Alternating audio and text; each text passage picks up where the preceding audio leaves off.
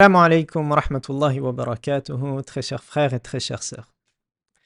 Lorsqu'on est avec Allah subhanahu wa ta'ala par le dhikr, la conscience, l'état de rappel perpétuel, eh bien Allah est avec nous. Et Allah nous apporte une baraka, une bénédiction. C'est-à-dire qu'on va faire beaucoup mieux, beaucoup plus que ce que le veut la norme. On réalise en un temps réduit beaucoup mieux et beaucoup plus.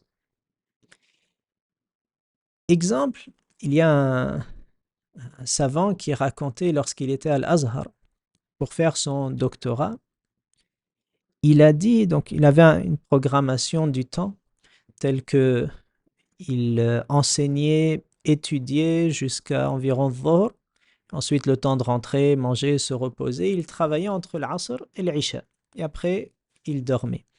Donc il travaillait sur sa thèse de doctorat, ce temps entre l'Asr et l'Isha. Il dit, subhanallah, il y a eu une baraka au-delà de ce que je pouvais croire. Dans le temps, dans des choses que j'écrivais, je me relisais le lendemain, je me disais, mais est-ce bien moi qui a écrit tel paragraphe?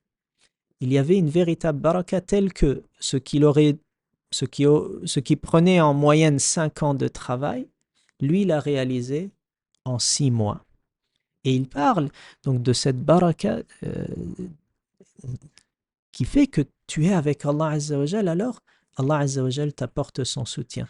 Et c'est de là qu'on comprend quantité de savants tels que l'imam al-Nawawi et d'autres qui ont réalisé durant une vie courte, Nawawi 40 ans, et il a écrit quantité d'ouvrages qui continuent de nous profiter.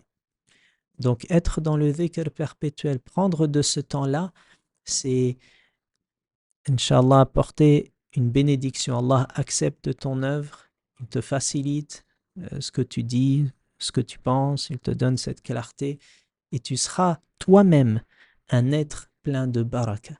Toi-même, ta présence est une bénédiction. Tu apportes quelque chose.